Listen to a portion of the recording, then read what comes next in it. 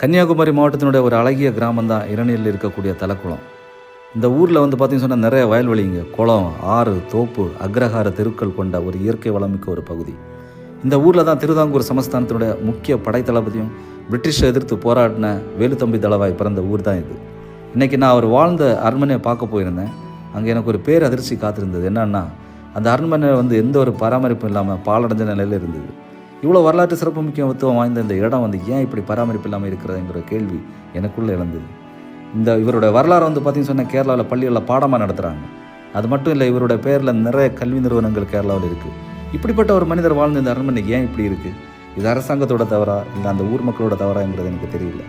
இந்த அரண்மனைக்கும் சினிமாவுக்கும் நிறைய தொடர்புகள் உண்டு. இந்த அரண்மனையில் தான் நம்ம இளைய தளபதி விஜய் நடித்த பூவே உனக்காக, விஜயகாந்த் சாரோட மூன்றெழுத்து நின் மூச்சு இருக்கும், மலையாளத்தில் வந்து பெரிய ஹிட்டான மணிச்சித்திரத்தாள் படம் எல்லாம் இந்த அரண்மனை தான் ஷூட் பண்ணாங்க.